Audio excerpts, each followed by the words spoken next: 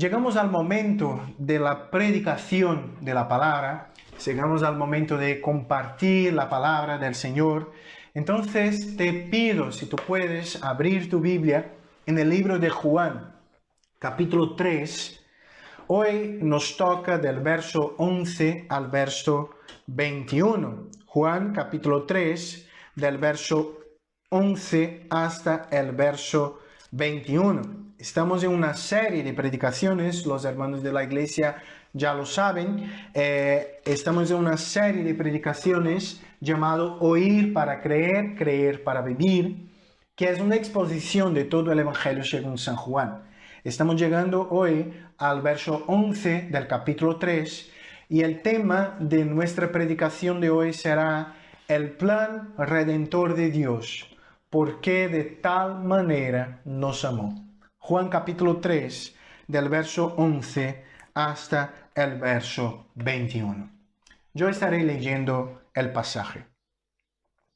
De cierto te digo, que lo que sabemos hablamos, y lo que hemos visto testificamos, y no recibís nuestro testimonio. Si os he dicho cosas terrenales y no creéis, ¿cómo creeréis si os dijere las celestiales? Nadie subió al cielo, sino el que del cielo descendió, el Hijo del Hombre que está en el cielo. Y como Moisés levantó la serpiente en el desierto, así es necesario que el Hijo del Hombre sea levantado, para que todo aquel que en él cree no se pierda, mas tenga vida eterna.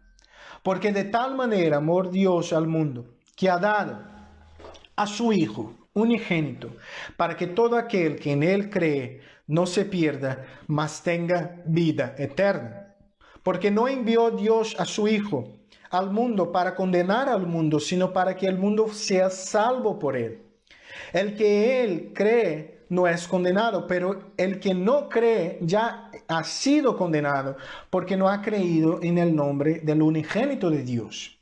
Y esta es la condenación, que la luz vino al mundo y los hombres amaron más las tinieblas que la luz, porque sus obras eran malas.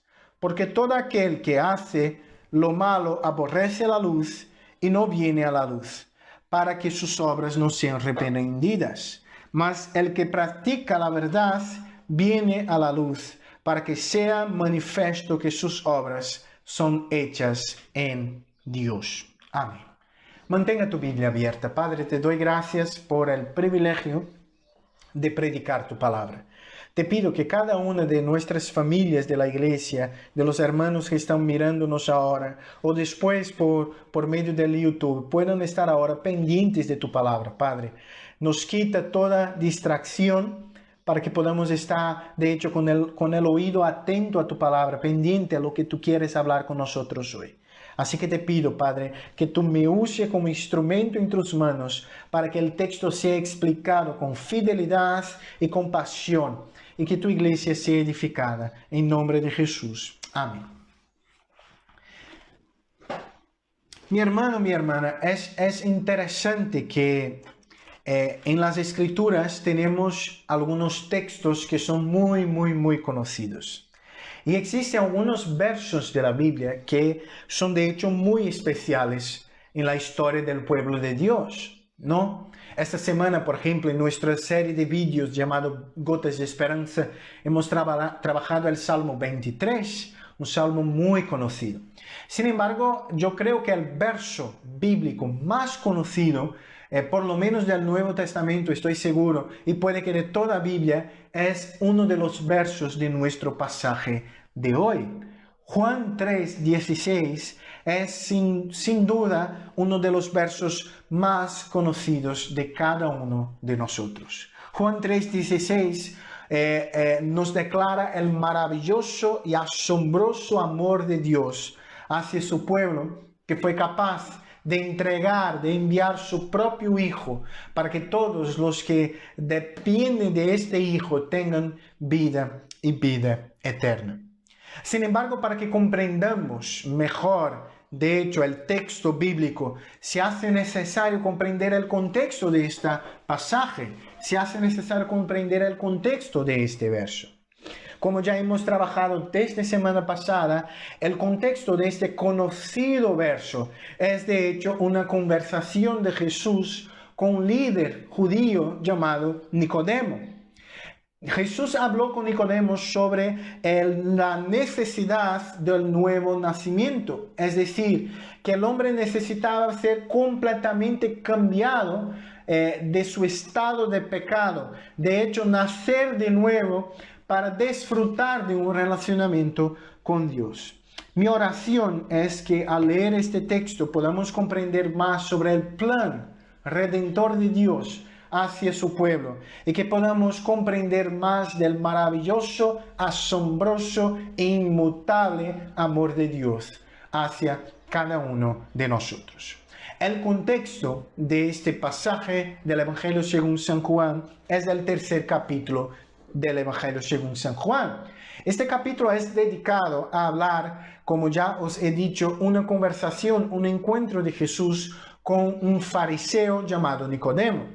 Nicodemo es en el capítulo 3 un ejemplo de aquellos que Jesús habla en el final del capítulo 2. Si tú miras en el final del capítulo 2, el verso 23, declara que algunas personas creían en Jesús públicamente, sin embargo no creían internamente. Y Jesús no se fiaba de ellos porque conocía sus corazones. Esto es lo que pasa aquí. Eso es lo que pasa aquí. Nicodemo es una expresión de este grupo de personas que en su corazón no creían en Jesús, aunque exteriormente tuvieron una vida de religiosidad, de moralidad. Sin embargo, en su corazón no comprendían la gracia del Evangelio, no comprendían de hecho quién era Jesús y el hecho de que solo tenemos salvación por medio de Jesucristo. Entonces Jesús se encuentra con este hombre. El texto de semana pasada dijo que Nicodemo vino hacia Jesús por la noche, muy probablemente con vergüenza y con miedo de ser visto con Jesús. Entonces este hombre se encuentra con Jesús y Jesús, conociendo su corazón y conociendo las preguntas no dichas por Nicodemo, declara a Nicodemo que es necesario nacer de nuevo para ver el reino de Dios. Es necesario tener un cambio radical, completo e interior para que uno pueda ver el reino de Dios. Nicodemo, sin embargo, no comprende. Nicodemo, de acuerdo con el texto de semana pasada, piensa que Jesús está hablando de hecho de un nacimiento físico y pregunta a Jesús en el verso 4, ¿cómo sería posible una persona siendo ya mayor volver al vientre de su madre y nacer de nuevo? Sin embargo, es claro que Jesús no estaba hablando de un nacimiento físico, sino de un nacimiento espiritual. Entonces, Jesús declara una vez más que es necesario nacer del agua y del Espíritu para que uno pueda entrar en el reino de Dios. O sea, Jesús explica un poquito más diciendo que nacer de nuevo es de hecho nacer del Espíritu, es ser resucitado por el Espíritu de la muerte a la vida, del pecado a la salvación, y que solo así uno puede entrar en el reino de los cielos. Por último, Jesús hace una comparación entre el viento soberano en su camino y la labor del Espíritu. Es decir, Dios es soberano en hacer su trabajo, Dios es soberano en hacer su obra. A partir del verso 11, que es el verso de nuestra meditación de hoy, Juan capítulo 3, verso 11, de hecho, la conversación deja de ser una conversación y empieza a ser un discurso. Jesús no está más respondiendo contestaciones de Nicodemo, aunque Nicodemo sigue siendo el objeto de este discurso. Sin embargo, Jesús empieza a hablar, habla un discurso, Jesús empieza una proclamación, y esta proclamación es de hecho el objeto de nuestro sermón de hoy. El plan redentor de Dios puede ser entonces este pasaje dividido en 3 puntos. El primer de ellos es el Hijo del Hombre levantado. El Hijo del Hombre levantado. Vamos a mirar el verso 11 del capítulo 3. De cierto te digo, que lo que sabemos hablamos y lo que hemos visto testificamos, y no recibís nuestro testimonio. Entonces la primera cosa que Jesús declara a Nicodemo es, Nicodemo, yo estoy hablando la verdad, una verdad que yo conozco porque yo estaba allí con el Padre y con el Espíritu en el día que el plan redentor de Dios fue de hecho fue escrito. Yo soy una de las cabezas que ha pensado en comunión eterna, en la Santísima Trinidad con el Padre y con el Espíritu. Yo sé de lo que estoy hablando, yo soy un testigo fiable. Y el gran problema, Nicodemo, es que vosotros no reciben el testimonio que yo estoy dándoles. Es decir, Jesús está diciendo, Nicodemo, yo ya he hablado a ustedes ahora que es necesario nacer de nuevo. Yo ya he hablado que es necesario nacer del Espíritu para entrar en el reino de los cielos. Sin embargo, vosotros no aceptan este testimonio, vosotros no aceptan esta verdad. Y este es el gran problema, Nicodemo. Entonces, en Juan capítulo 3, verso 11, tenemos de hecho el problema. El problema es que las palabras de Cristo no eran recibidas. Las palabras de Cristo no eran recibidas como verdad, aunque fuera verdad. Entonces Jesús continúa en Juan 3, 12. Si os he dicho cosas terrenales y no creéis, ¿cómo creeréis si os dijere las celestiales? Es decir, Jesús declara así, Nicodemo, yo he hablado de algo que pasa aquí en la tierra, aunque sea algo espiritual, pero el nuevo nacimiento, la regeneración, es algo que pasa aquí. Nosotros, seres humanos, somos regenerados, nacemos de nuevo. O sea, Jesús estaba hablando de cosas que pasaban en el mundo terrenal. Sin embargo, mismo así Nicodemo no comprendía. ¿Cómo él iría a comprender entonces si Jesús hablara de las celestiales, de las cosas que pasan en los cielos? Por esto, entonces, Jesús declara en el verso 13, nadie subió al cielo, sino el que descendió del cielo, el Hijo del Hombre que está en el cielo. Entonces Jesús declara así, la única manera, Nicodemo, de comprender el plan redentor de Dios es si alguien que conoce este plan redentor de Dios viniera hacia nosotros y declarase este plan redentor de Dios. Y de acuerdo con Jesús aquí, solo Él mismo puede revelar este plan, porque Él es aquel que ha estado con el Padre y descendió de la presencia del Padre hacia el cielo, del cielo hacia la tierra. Es decir, solo Cristo puede hacer conocido este plan redentor de Dios. ¿Por qué? Porque Él lo conoce por sus propios ojos, porque Él estaba en la presencia de su Padre. Es esto el que el texto está diciendo aquí.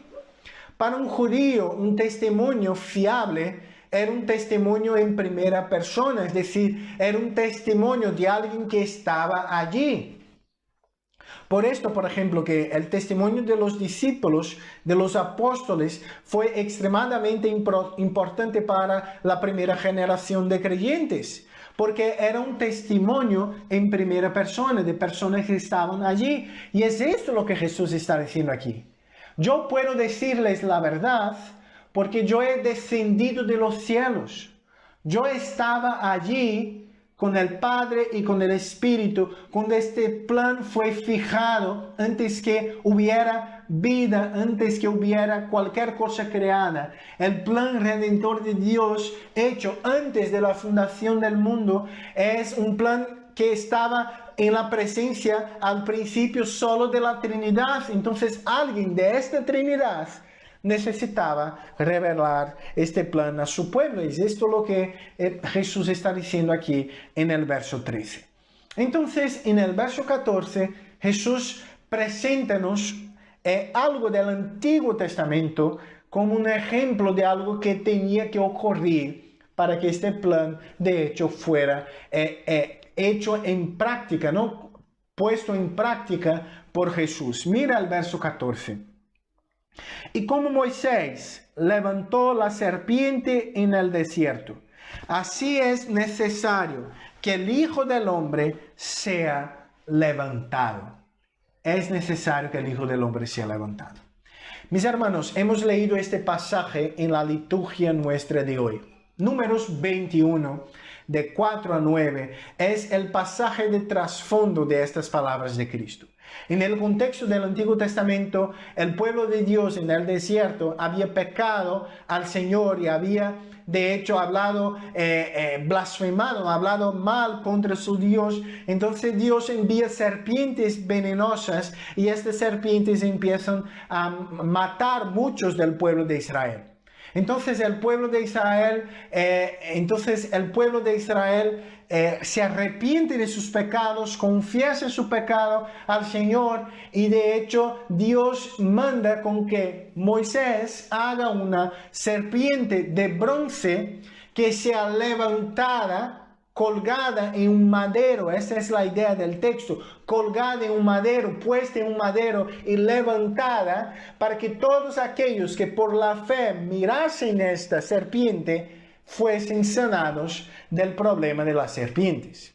Entonces, mi hermano, sabemos que algunos textos del Antiguo Testamento son tipos, sombras de algo que vendría a ocurrir en el Nuevo Testamento. Entonces, esta serpiente es, de hecho, una sombra de lo que vendría a ser el Redentor, el Mesías en el Nuevo Testamento. Jesús dijo que es necesario que el Hijo del Hombre sea levantado, puesto en un madero. La imagen aquí es la imagen de la crucifixión, es decir, es la imagen de la muerte redentora de Cristo. Entonces la comparación es la siguiente, mis hermanos. La comparación es clara en algunos puntos. Primero de ellos, el castigo de Dios en ambos los casos es fruto del pecado. El pecado genera muerte. Eso es lo que declara tanto el Antiguo cuanto el Nuevo Testamento. Sin embargo, otra cosa que la comparación es verdadera en los dos casos es Dios, por su gracia, que provee un medio de salvación. Dios ha dicho a Moisés que fuera hecho una serpiente para que su pueblo fuera libre, fuera hecho libre, salvo del problema de las serpientes en número 21. De la misma manera que Dios ha enviado a su Hijo en el Nuevo Testamento como medio de expiación, de salvación para su pueblo. Otra cosa, mis hermanos, era necesario un mediador. De la misma manera que la serpiente de bronce en Números 21 era el medio por lo cual estas personas serían salvas de su problema, el Hijo del Hombre es el único medio por lo cual somos salvos del pecado. Y el último punto de la comparación es de hecho la fe. Era necesario que las personas en número 21 creyesen en la palabra del profeta Moisés y mirasen hacia la serpiente y así fuesen sanados. De la misma manera que era necesario en el Nuevo Testamento que pongamos nuestra fe en Jesucristo, que sería levantado, muerto, colgado en un madero por amor de nosotros para que seamos salvos. Porque esto es de hecho lo que declara el verso 15. Para que todo aquel que en él cree no se pierda, mas tenga vida eterna. La comparación entonces es, el Hijo del Hombre tiene que ser levantado, tiene que ser colgado en el madero, tiene que ser muerto, para que todos los que creen en este Cristo no se pierdan, y la palabra pierde aquí tiene que ver con perdición eterna, castigo eterno, sin embargo tengan vida eterna, que es el opuesto de este perder aquí. Entonces, mi hermano, mi hermana, la primera cosa que tenemos aquí es que en el plan redentor de Dios, alguien tendría que ser puesto en el madero como expiación del pecado de su pueblo. Y este alguien era Jesucristo, el Hijo de Dios, aquel que estaba en el principio, cuando el plan fue hecho, fue resuelto en amor, en la comunión santísima de la Trinidad, que el Hijo vendría, que el Hijo sería levantado, puesto en el madero, iba a morir una muerte terrible, sin embargo resucitar al tercer día, para que todos aquellos que ponen su fe en Cristo tengan vida y sean libres de la muerte eterna. Entonces, las primeras implicaciones de este primer punto que tenemos aquí. Primeramente, una implicación. La exhortación de Cristo acerca del problema de Nicodemo es muy interesante, y de los fariseos, era que ellos no recibían los testimonios de Dios, no recibieron a Cristo. Mi hermano, mi hermana, esta continúa siendo la gran exhortación de Dios a este mundo. No reconocemos y no damos oídos a la palabra de Dios, no damos oídos a los testimonios de Dios, y este es el gran fallo de la humanidad. Yo creo claramente que toda esta crisis que estamos pasando es una manera de Dios llamar la atención de la humanidad a la verdad del Evangelio. Sin embargo, me parece que el mundo cada día más se queda cerrado a la verdad del Evangelio. Entonces, mi hermano, mi hermana, la exhortación de Cristo aquí es la exhortación de Cristo a Nicodemo. Es decir, vosotros no reciben el testimonio. Y este es el gran problema del mundo, y puede que sea el gran problema de muchos que, como Nicodemo, aunque hacían parte de la iglesia visible, ¿no?, eran exteriormente pueblo de Dios, no lo eran internamente. Entonces, de alguna manera puede que sea esta la exhortación de Cristo para cada uno de nosotros, para usted. Es decir, mira, ¿será que de hecho nos fiamos de Cristo y nos fiamos de su palabra, de sus testimonios? De hecho nos ponemos nuestra esperanza en esto. La segunda implicación es que el único que revela el Padre es el Hijo. El verso 13 declara que nadie subió al cielo, sino aquel que descendió del cielo, o sea, es Jesús, el testigo fiable del plan redentor de Dios, y nadie más. Jesús es el único medio por lo cual uno puede conocer el plan redentor de Dios, y la palabra de Jesús, que es la palabra, la Biblia que tenemos en nuestras manos, hoy es el único medio por lo cual uno puede conocer este plan redentor de Dios. Pero la última implicación de este primer punto, mis hermanos, es que alguien necesitaba intervenir en la tragedia del pecado humano. Números 21 declara que una serpiente de bronce ha tenido que ser levantada para que el caos del problema de las serpientes fueran de hecho resuelto. En nuestro caso, en la implicación al Nuevo Testamento, la tragedia del pecado solo fue resuelta cuando el Hijo de Dios ha venido, fue colgado en un madero, fue muerto en un madero, en una cruz, para que nosotros tuviéramos vida y vida eterna. Entonces, la primera cosa que tenemos de este plan redentor es que el Hijo del Hombre, Jesucristo, necesitaba ser levantado. El segundo punto de nuestra predicación de hoy es, de hecho, el asombroso amor de Dios. Y ahí llegamos, en este contexto, al conocido e increíble verso 16. El verso 16 declara así: Juan 3:16, porque de tal manera amó Dios al mundo, que ha dado a su Hijo unigénito, para que todo aquel que en Él cree no se pierda, mas tenga vida eterna.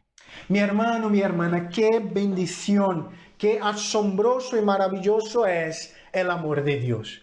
Este verso es increíble, y este verso nos declara cosas muy importantes sobre este amor de Dios. Primeramente, este verso declara quién es el autor de esta acción amorosa. El texto declara: porque de tal manera amó Dios. Mi hermano, el amor verdadero, el amor que es capaz de salvar, de perdonar, de enviar un hijo para morir por nuestros pecados, es el amor que fluye del soberano Dios de todo el universo. Dios es el autor del verdadero amor. Porque de tal manera amó Dios al mundo. Es interesante que existe un adjetivo para este amor aquí, que es la expresión de tal manera. Es una expresión griega que declara que Dios nos ha amado intensamente, que Dios ha anhelado, que Dios tiene un amor ardiente por su pueblo, asombroso por su pueblo, maravilloso. Porque de tal manera amó Dios. Delante de la tragedia del pecado, delante del caos del pecado, delante de la ofensa del pecado, comprender que Dios amó al pecador es algo que solo podría ser identificado con de tal manera. Porque Dios de tal manera amó el mundo. Creo que la palabra mundo aquí es sin duda la palabra más difícil de este verso. Porque la palabra mundo tiene usos distintos en el Evangelio según San Juan. Algunas veces la palabra mundo quiere decir cosas distintas.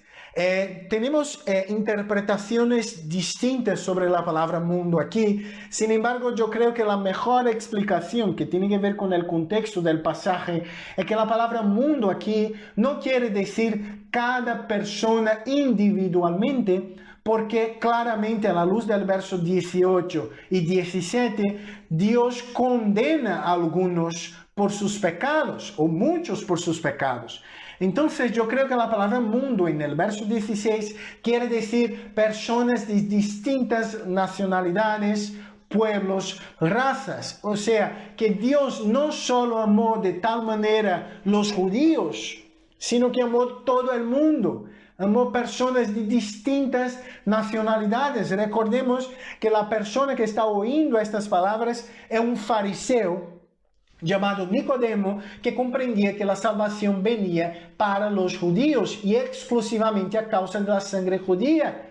Y ahora Jesús está diciendo, no, Nicodemo, no, porque de tal manera amó Dios al mundo, no solo los judíos, no solo los griegos, no solo los españoles, no solo los brasileños, no solo los argentinos, sino que todo el mundo. Personas de distintas nacionalidades fueron objetos de ese asombroso amor de Dios. Sin embargo, este verso todavía nos presenta la comprobación o la dádiva de este amor. Mi hermano, Dios no nos ama solo de palabras, sino que Dios nos ama de hecho, porque el texto declara que ha dado su Hijo unigénito. El amor de Dios es comprobado por medio de una acción, de una asombrosa acción, de una maravillosa acción, que es el hecho de que Dios ha enviado su Hijo unigénito. La palabra unigénito quiere decir único de la misma esencia. Es decir, no era hijo único en el sentido de que solo tenía uno. Nosotros somos adoptados y somos hijos de Dios por medio de Cristo. Y Cristo era unigénito, es decir, único de la misma esencia. Jesús era el mismo Dios que ha venido para restaurar y resolver el problema del pecado humano. Jesús es la dádiva, Jesús es la comprobación del amor de Dios. Dios no ama como los hombres muchas veces dicen amar por medio tan solo de palabras. Dios nos ama de hecho y de verdad, porque ha enviado su Hijo para morir en nuestro lugar. Y el objetivo de esta venida es descrita en el verso 16 todavía, al decir que todo aquel que en él cree no se pierda, mas tenga vida eterna. Mi hermano, mi hermana, el asombroso amor de Dios que amó personas de distintas nacionalidades, que ha enviado el Hijo unigénito a este mundo para expiar el pecado de su pueblo, es entonces el medio por lo cual aquellos que son del Señor son llamados a la fe en este Cristo.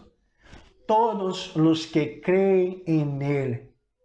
Mi hermano, es innegable que el cristianismo declara una exclusividad para la salvación. Y la exclusividad se llama Jesucristo. Todos los que en Él creen no se pierden, sino tienen vida eterna.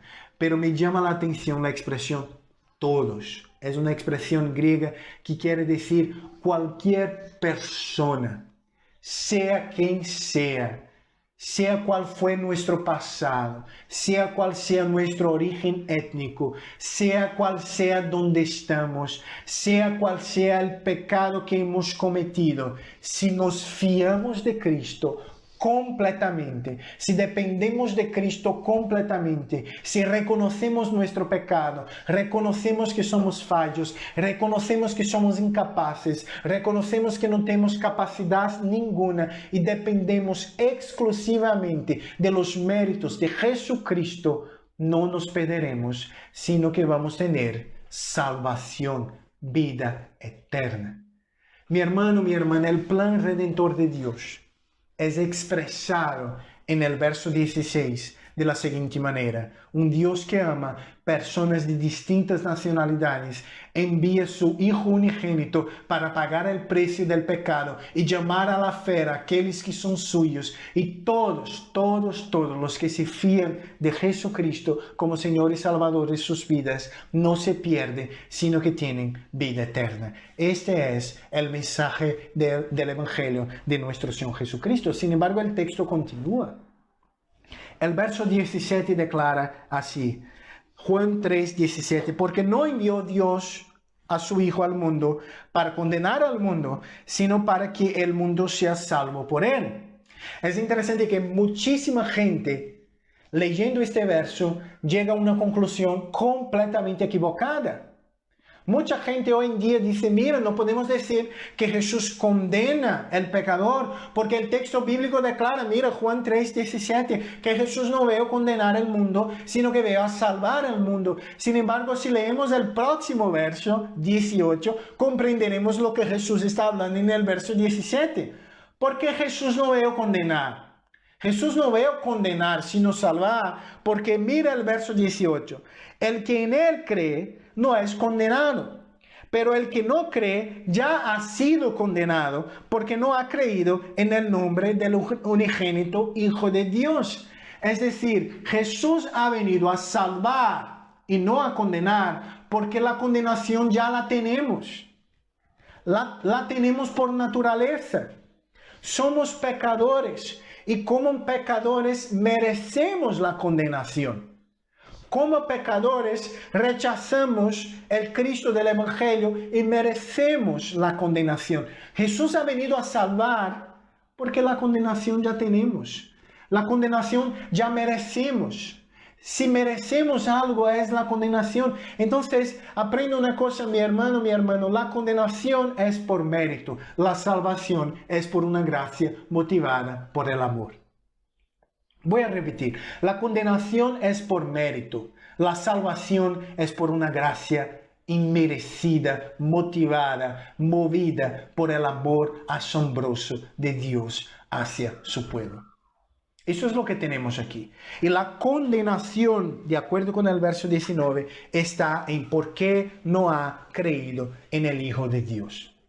La condenación está en rechazar la única esperanza de salvación que cada uno de nosotros tenemos, que es el propio Hijo de Dios, Jesucristo. Entonces, mi hermano, ¿en qué sentido el verso 17 declara que Él no ha venido a condenar? Él no ha venido a condenar porque por naturaleza estamos condenados. Pero la buena noticia del Evangelio es que Él ha venido a salvarnos de nuestros pecados, de nuestros fallos, de nuestras debilidades. Y recuerdo, todos, de acuerdo con el verso 16, que creen en el Hijo, tienen vida y tienen vida eterna. Entonces, las implicaciones, mis hermanos, de este segundo punto de la predicación que yo he llamado del asombroso amor de Dios, primeramente, la implicación es clara. ¿Cuán gran es el amor de Dios hacia su pueblo? Él nos amó, mi hermano, mi hermana, de tal manera que ha enviado a su Hijo para resolver mi problema, tu problema, que se llamaba pecado. Él es el sacrificio perfecto, el sacerdote perfecto. Él es la expiación perfecta. Él pagó el precio de nuestro pecado. ¡Qué gracia, qué misericordia! ¡Cuán gran amor! Dios ha enviado su unigénito Hijo para salvarnos. El único que podría salvarnos ha venido, ha muerto, ha resucitado en nuestro lugar. ¡Cuán gran es el amor de Dios hacia su pueblo! La segunda implicación, mi querido, es que la fe en Cristo es el medio por lo cual uno viene a la salvación. El texto declara claramente, mis hermanos, estas son palabras de Cristo. Cristo declara, todos los que creen no se pierden, sino que tienen la vida eterna. Y más adelante, Él declara que los que no creen están condenados. Entonces, el medio por lo cual uno es salvo es la fe en Jesucristo. Entonces, no podría predicar este pasaje sin llamarles a la fe y al arrepentimiento. Si hoy estás oyendo este mensaje, yo te digo, Jesús te está llamando al arrepentimiento, al reconocimiento de tus pecados y a tener fe exclusivamente en Él. No es tener 99,9% de fe en Él, es tener una rendición total, es decir, yo no soy capaz de salvarme, sin embargo, Dios es capaz de salvarme. Yo dependo de Cristo, yo me fío de Cristo y disfrutaré de la salvación por medio de Cristo Jesús. Eso es lo que declara aquí. Y la última implicación es que Jesús ha venido a salvar y no a condenar, porque la condenación ya la tenemos. Yo quería que tú te quedaras con esta frase en tu cabeza. La salvación es por gracia, la condenación es por mérito. La condenación es por nuestros méritos personales, la salvación es por gracia inmerecida por medio del amor de Dios que está en Cristo Jesús. La última parte del texto y el último punto de mi predicación de hoy, ya hemos visto dos puntos, ¿no? El Hijo del Hombre necesitaba ser levantado. Hemos visto sobre el asombroso amor de Dios y ahora llegamos a la parte final del texto que habla de la condenación por el rechazo. Mira el verso 19. Y esta es la condenación, que la luz vino al mundo y los hombres amaron más las tinieblas que la luz, porque sus obras eran malas. Porque todo aquel que hace lo malo aborrece la luz y no viene a la luz, para que sus obras no sean reprendidas. Mi hermano, Jesús ahora declara en el verso 19 claramente que existe una condenación. Que existe la palabra condenación aquí en el verso 19 podría ser traducido por la palabra veredicto. Es decir, es la palabra del juez.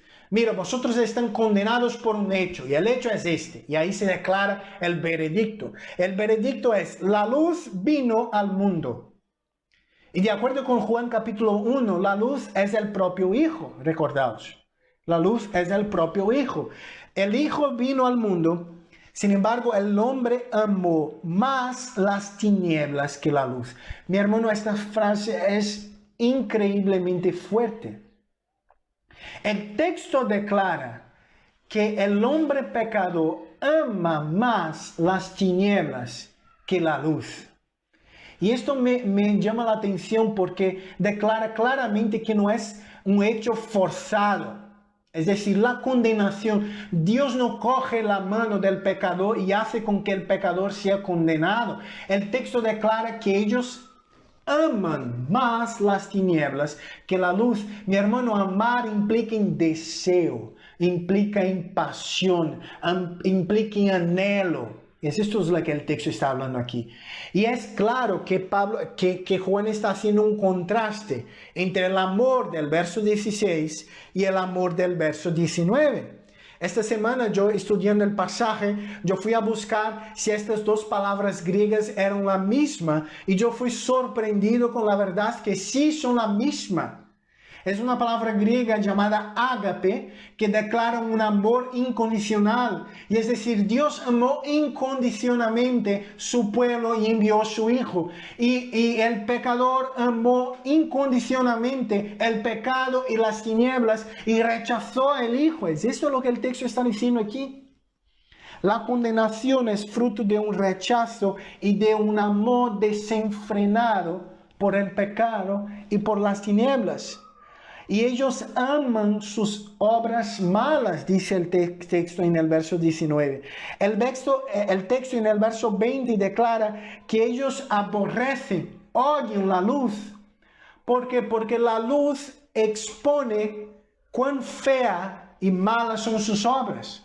La imagen aquí es, mira, si tú tienes algo que tú quieres esconder, tú no traes esta cosa a la luz. Tú dejas esta cosa bajo tinieblas. Entonces, es esto lo que el texto está diciendo así. Estas personas aborrecen, odian la luz, porque saben que la luz aclarará el hecho de que sus obras son malas. Que sus obras son malas. Entonces, mi hermano, la condenación, de acuerdo con el verso 19, 20 y 21, de acuerdo con Jesucristo, es fruto de un rechazo al único Salvador, que es el mismo Hijo de Dios, Jesucristo. Y este rechazo no es forzado, este rechazo es fruto de un amor pecaminoso por cosas que no agradan a Dios. Y el verso 21 hace un contraste entre el no creyente y el creyente. Mira el verso 21. Mas el que practica la verdad viene a la luz, para que sea manifiesto que sus obras son hechas en Dios. Mi hermano, el que nació de nuevo, que cree en Cristo, este vive bajo la luz, para que sus obras sean vistas y que por medio de sus obras Dios sea glorificado, Dios reciba el lobo, Dios reciba la alabanza. Es esto lo que el texto está diciendo, para que sea manifiesta que sus obras son de Dios, vienen de Dios. Y es esto lo que Jesús está enseñándonos en el final de este verso. Vamos a las últimas implicaciones de este plan redentor de Dios. Mi hermano, mi hermana, la condenación es fruto de un amor desvirtuado, que en lugar de amar a Dios, ama el pecado. Mira qué cosa interesante. La salvación es fruto del amor de Dios hacia su pueblo, y hoy, movidos por el Espíritu, amamos a Dios y anhelamos y deseamos hacer su voluntad. La condenación es fruto de otro amor, de otro deseo incondicional. Sin embargo, que no ama a Dios por encima de todo, sino que ama la tiniebla, el pecado, hacer y realizar sus propios deseos, sus propias pasiones por encima de todo. Entonces, la condenación es fruto del pecado, del rechazo del hombre y reconocer como Jesús como Señor y Salvador de su vida. Tal rechazo es apasionado, es decir, no es forzado por Dios, sino que es fruto de la dureza del corazón pecaminoso del hombre después de la caída de Adán. La segunda implicación, negar la existencia de la condenación eterna es negar el mismo Cristo y su evangelio. Cuidado. Hoy en día existen personas tentando negar la existencia de una condenación eterna, o por lo menos vaciar esta condenación de dureza. Pero hacer esto es vaciar y negar las palabras del mismo Cristo. Quien habló estas cosas fue Jesucristo. Fue el mismo Jesús que dijo, porque Dios amó al mundo de tal manera que ha dado a su Hijo para que todos los que en Él creen no se pierdan, pero tengan la vida eterna. El mismo Dios de amor del verso 16 es el Dios de la justicia del verso 19. Es el mismo Dios. No podemos negar esto. Cualquier propuesta moderna de suavización de este tema tan duro debe ser rechazada y combatida por todos aquellos que son verdaderamente creyentes. Tercera implicación. La manera como uno vive es una comprobación del rechazo o aceptación de Cristo como Señor y Salvador de sus vidas. Mirad que el texto declara que aquellos que aman las tinieblas tienen malas obras. Los que aman a Cristo tienen buenas obras, deben tener buenas obras. Entonces, la manera como vivimos debe comprobar si de hecho conocemos a Cristo como Señor y Salvador de nuestras vidas. Y yo voy a hacer una implicación muy sencilla. En tiempo de pandemia, en tiempo de internet, en tiempo de redes sociales, mi hermano, mi hermana, lo que compartimos en nuestras redes sociales, lo que hablamos, la manera como hablamos en internet, las palabras que utilizamos, deben comprobar que de hecho somos hijos de Dios. Cuidado con algunas publicaciones que hacemos en internet, porque muchas veces ellas tienen un contenido que no es un contenido de un hijo de Dios. No debemos compartir fake news, no debemos compartir bulos, no debemos compartir cosas que tienen una manera de hablar que no glorifica a Dios. ¿Por qué? Porque hemos visto aquí que los que aman las tinieblas tienen malas obras, sin embargo los que aman a Dios tienen sus obras para glorificar a Dios. Que las redes sociales nuestras sean usadas para la gloria de Dios, para la exaltación de Jesucristo. Vale, mi hermano, mi hermana, conclusión del mensaje de hoy. Hoy hemos estudiado un pasaje muy importante de las Escrituras y un maravilloso mensaje del Evangelio según San Juan. Aquí hemos aprendido sobre el plan redentor de Dios hacia nosotros. Y hemos visto que primeramente era necesario que el Hijo del Hombre sea levantado.